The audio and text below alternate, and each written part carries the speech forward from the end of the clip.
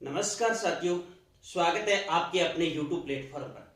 आज मैं आपके सामने उस शख्स को लेकर के आया हूं जिस शख्स ने बड़ी बड़ी कर्मचारियों के हितार्थ लड़ाइयां लड़ी है। लड़ाइयां ही नहीं, सरकार से अपनी मांग भी मनवाई है। मांग ही नहीं कह सकते, हम ये कह सकते हैं वो दबंग चेहरा, वो ओजस्वी वाणी वाला व्यक्तित्व है। शिक्षक संगठन, यूनियन संगठनों के लीडर श्रीमान जी से आपका इसी चैनल पर परिचय होगा और 3 विस्तृत मुद्दों पर हमारी चर्चा होगी कि सबसे पहले 8th पे कमीशन, 8वां वेतन आयोग जो लागू होगा उसके अंदर कर्मचारियों को कितना बेनिफिट फायदा मिलने वाला है। सेकंड सबसे बड़ा चर्चित मुद्दा है जो कि बजट आ रहा है, जिस बजट के अंदर टैक्स के अंदर किस प्रकार से और कितनी छूट मिलनी चाहिए, वर्तमान क्या स्थिति है, भविष्य क्या होगा। और तीसरा मुद्दा हमारा रहने वाला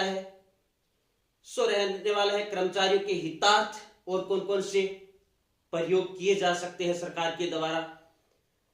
आइए, सबसे पहले मैं ऑडियंस से अनुरोध करूंगा कि आप लोग श्रीमान जी का स्वागत कीजिएगा अपने कमेंट के माध्यम से। मैं परिचय इन्हीं के मुख से आपके सामने दूंगा। श्रीमान जी सर, आपका हमारी ऑडियंस, हमारे भारत के देशवासियों, राजस्थान के उन नवीन युवा कर्मचारियों के बीच स्वागत है। थोड़ा सा हल्का सा परिचय से आप बात शुरू कीजिएगा। मैं दुनीचंद जोशी, शिक्षक संघ राष्ट्रीय में काफी दायित्वों को निर्वहन किया है जी, और इसके अलावा भी वर्तमान में राजस्थान शिक्षक संघ राष्ट्रीय का चूरू जिला संरक्षक हूँ।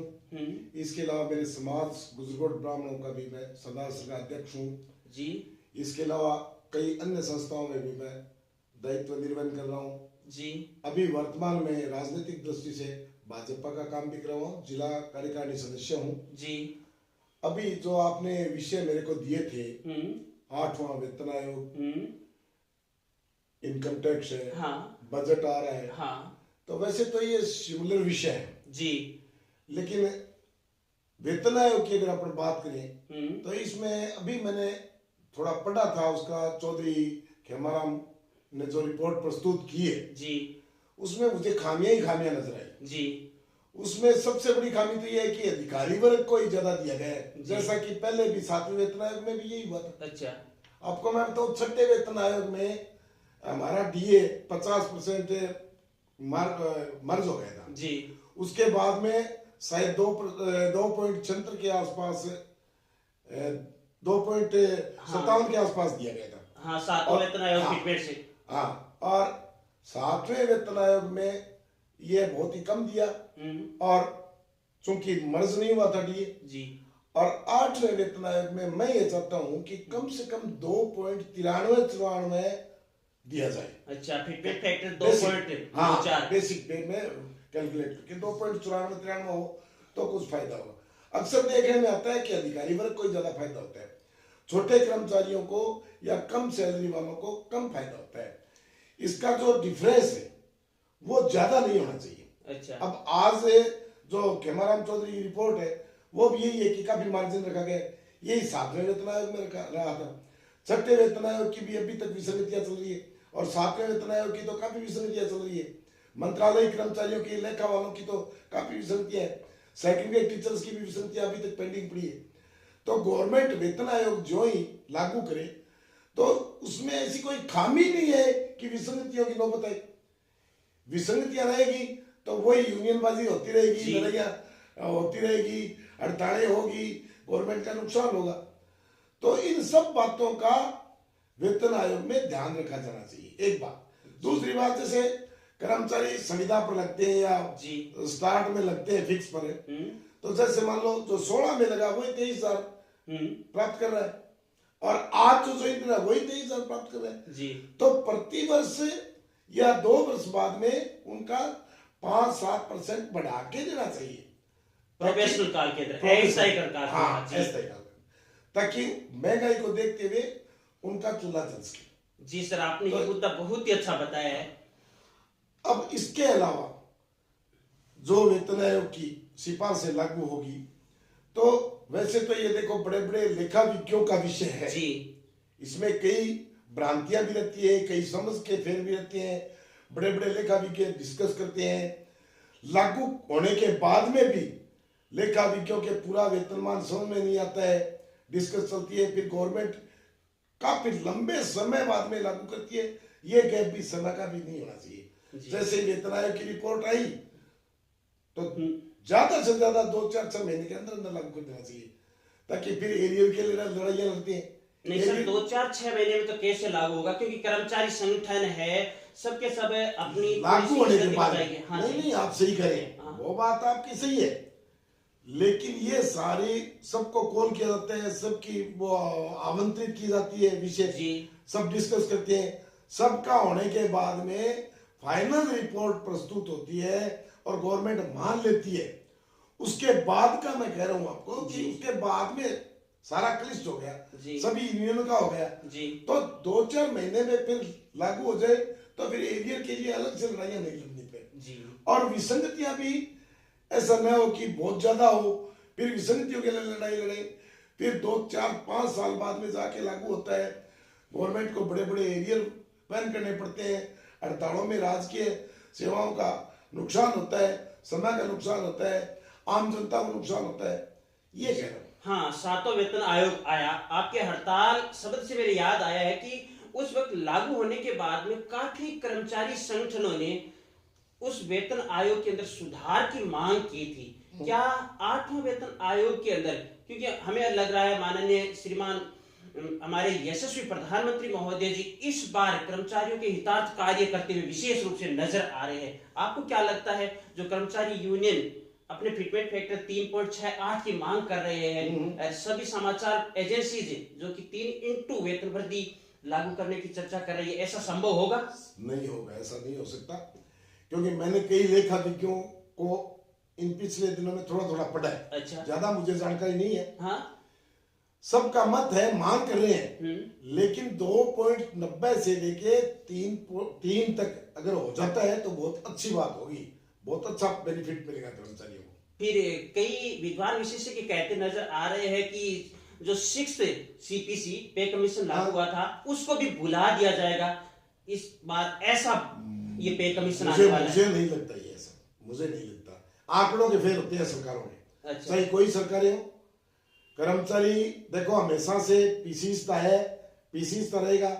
अच्छा होगा कि गवर्नमेंट कर्मचारियों को संतुष्ट कर सके, ऐसा संभव नहीं है कि पिछले 6ठे वेतनमान को बुला दिया जाए, मुझे नहीं लगता ऐसा। अच्छा, 6ठे वेतनमान में तुलनात्मक पीछे के वेतनमानों के और 7वें के काफी फायदा रहा था कर्मचारियों को। हमसे जागरूक संगठन के लोग भी जुड़े हुए हैं, तो आप सरकार से कर्मचारियों के हितार्थ इस सीपीसी के लिए क्या मांग करना चाहोगे?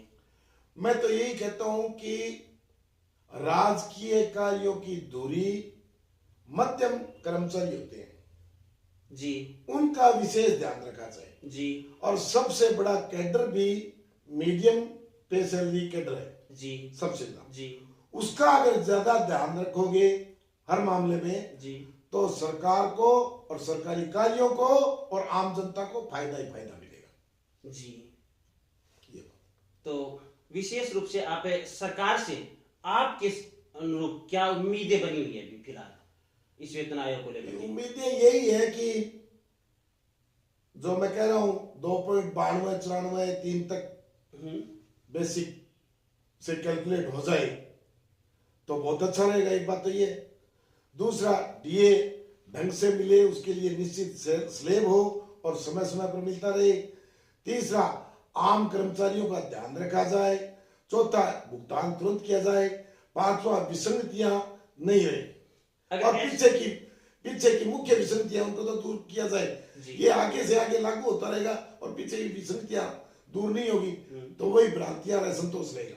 तो आपके अनुसार अगर ऐसा नहीं हुआ तो आपका संगठन कर्मचारी की हितार्थ क्या कार्य करेगा? वही बात, आंदोलन के सिवाय हम क्या कर सकते हैं जी। तो अपनी सरकार की कर्मचारी पहला हक, कर्मचारियों का पहला फायदा कर्मचारियों के लिए है। अब रही बात बच्चा अपने माँ बाप को भी अपनी मांग मनवाने के लिए रूठ जाता है, रूठ जाता है।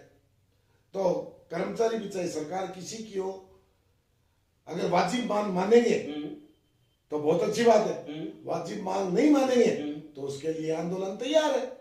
सर, ये आपकी विचारधारा मुझे काफी अच्छी लगी है। मेरा कई विचारधाराओं से ताल्लुकात है, वो केवल अपनी अपनी तक ही सीमित हो जाते हैं। आप विचारधारा को अलग छोड़ करके कर्मचारियों की सार्वभौमिक सोचना पड़ता है, सार्वभौमिक। कर्मचारियों का हित पहले। कर्मचारी खुश रहेगा तो जनता का काम होगा, कर्मचारी काम करेंगे तो देश का भला होगा, राष्ट्र का भला होगा, और राष्ट्र का भला हो यह सर्वोपरि है। यही हमें सोचना है, पहले राष्ट्र। क्योंकि हमारे संगठन, देखो मैं तो आपको एक नारा लगता है, जैसे वामपंथी संगठन वाले कहते हैं, आंदोलन करते हैं, वो हमारा नारा तो यह है कि राष्ट्र हित में करेंगे काम, काम करेंगे पूरे दाम। और वो लोग कहते हैं चाहे जो मजबूरी हो हमारी मांगे पूरी हो, चाहे जो मजबूरी हो। ऐसा राष्ट्र हित में करेंगे काम, काम के लेंगे पूरे दाम, ये होना चाहिए। जरूर जरूर। जाओ करो ये ना हो के आओ मिलके करें, संभाव, ये होना चाहिए। ये बात मेरी ऑडियंस को भी अच्छी लगी है सर, जबरदस्त लगी है। इसके अलावा आप बजट की बात कर रहे थे जी, तो बजट भी सर्व हिताय सर्व सुखाय होना चाहिए जी। बजट में क्या है कि बड़े बड़े अधिकारी लोग एसी कमरों में बैठे पढ़ा लेते हैं, आम जनता का जमीनी बजट आए, जब जनता का भी भला हो और राजनीतिक क्षेत्र में गवर्नमेंट का भी भला हो, दोनों बातें हैं। अब बजट की बात में मैं मुख्य ये कहूंगा कि जो बजट आ रहा है वो आम जनता के हित का हो, पहली बात। दूसरी बात, जो आज सबसे बड़ा हल्ला मच रहा है पेट्रोलियम और डीजल का या एलपीजी गैस का, तो पेट्रोलियम डीजल को गवर्नमेंट ने काफी बार चर्चा भी की है, क्यों ना जीएसटी के दायरे में लाते, जीएसटी के दायरे में लाए।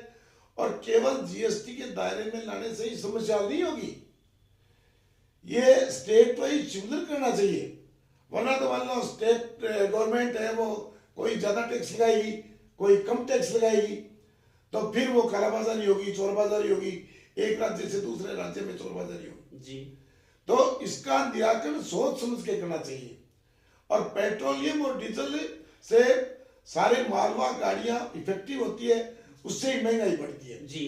तो इसका अगर समस्या का समाधान ढंग से ये वर्तमान सरकारें करती है तो ये आम जनता के लिए फायदा होगा, सरकार के लिए फायदा होगा, महंगाई पर अंकुश लगेगा जी, और सबका भला होगा। जी जी जी। और मेरा तो यही विचार है, सबका भला तो अपना भला, राष्ट्र का भला तो अपना भला।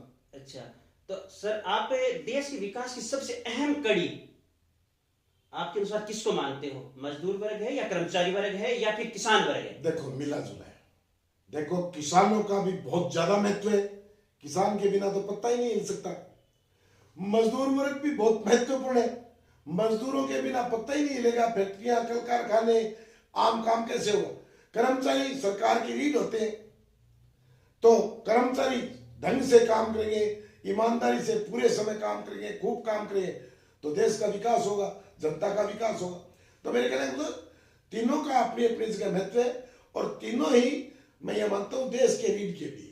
अच्छा, तीनों ही देश की रीढ़ की हड्डी इस समय का सामंजस्य इस समय जर्जर अवस्था में नजर आ रही है इनकम टैक्स के कारण सर। अब इस टैक्स का कैसे समाधान हो? बिल्कुल आप सही करें, ये टैक्स की समस्या काफी साल से चल रही है।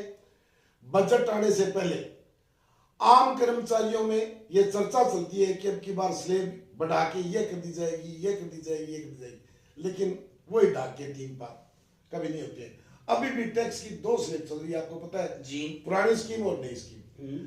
अब पुरानी स्कीम में बचत का कुछ था, ठीक था, वो नई स्कीम में बचत का कुछ नहीं, डबल टैक्स लग रही है। मेरे तो नई स्कीम से ही फायदा हो रहा है, पुरानी वाली से कम हो रहा है सर। नहीं, कई मामलों में नई स्कीम से घाटा हो रहा है। अच्छा, जैसे म्यूचुअल फंड वगैरह है तो इनको प्रोत्साहन नहीं मिल रहा है जी, इन पर भी टैक्स लग रहा है, बाद में भी टैक्स लग रहा है। तो एक विषय का, एक बात का एक बार में एक टैक्स लगना चाहिए, न कि 2 बार लगे एक बार। अब जैसे हमारे क्षेत्र में, हमारे देश में बीमा का बहुत बड़ा महत्व है जी। LIC का। अब LIC पर इन्होंने इतना ज्यादा टैक्स लगा दिया तो बचत का कम हो गया जी। LIC का ये टैक्स भी कम होना चाहिए जी। तीसरी बात कि टैक्स स्लैबों में सरलीकरण होना चाहिए जी। और ये जो भी वर्तमान में स्लैब चल रही है इसको अपेक्षा के अनुरूप कुछ बढ़ाना चाहिए जी। एक बात। दूसरी, जो बचत के तरीके हैं उनको प्रोत्साहन देने के लिए जी।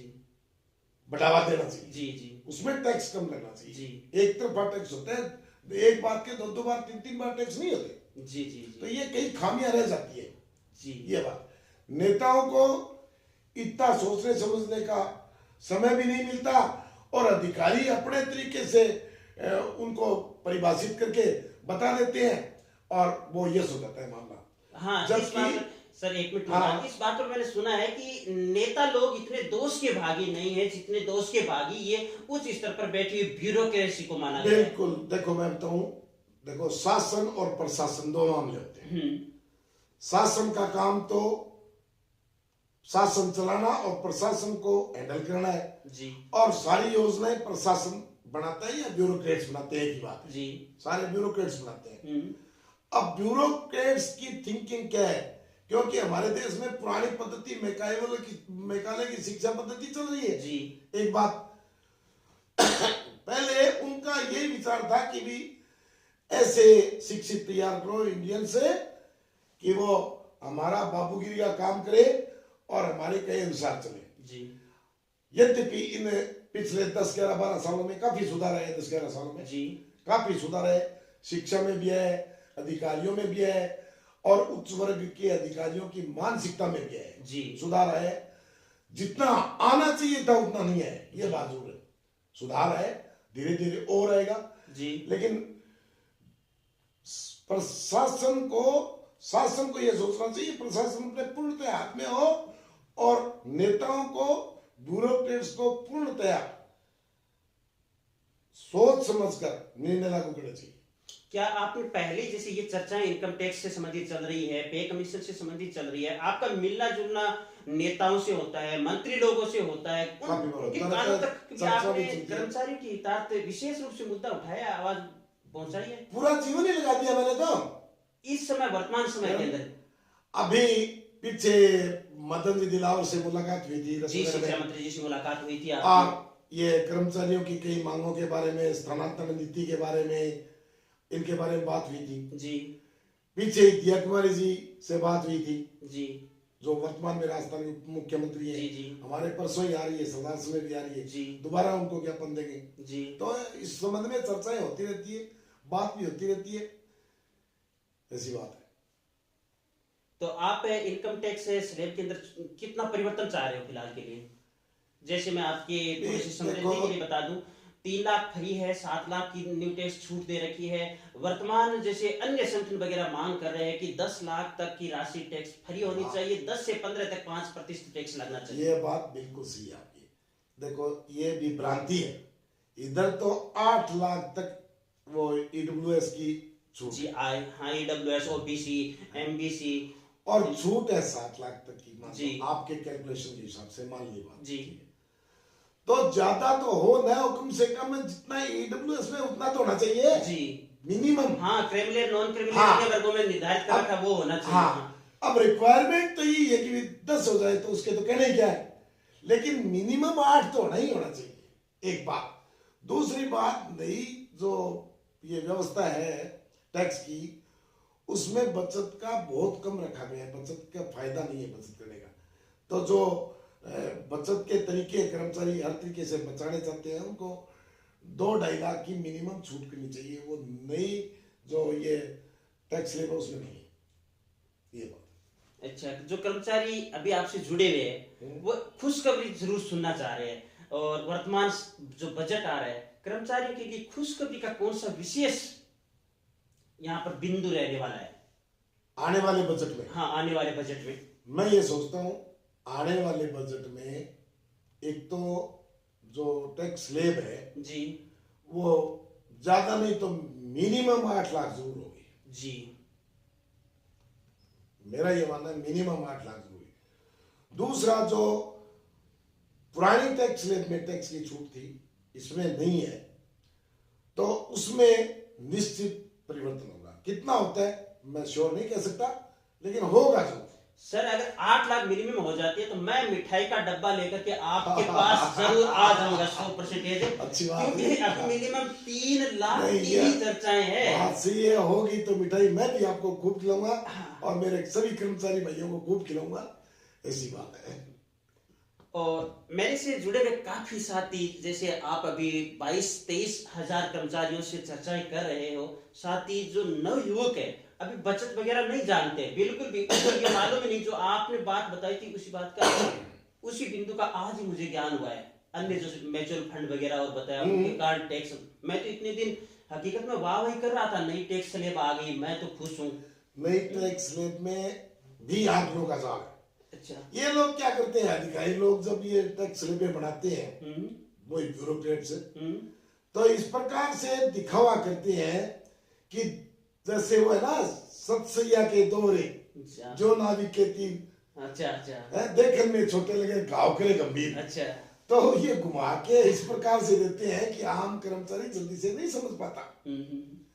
अब क्या है, जो बुद्धिजीवी तबका है वो तो बहुत कम है, छोटा है, वो तो देखते ही समझ जाते, वो कह रहे हैं अरे क्यों खुश हो रहे हो, कोई अड़ी जड़ी नहीं है ज्यादा। अच्छा, ये बात है।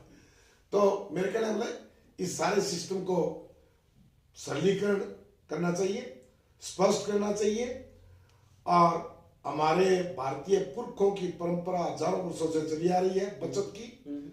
और जिस देश की जनता, जिस देश के कर्मचारी अधिकाधिक बचत करेंगे, उस देश की अर्थव्यवस्था कभी कमजोर हो ही नहीं सकती। जी, ताली बजाने वाली बात कही आपने।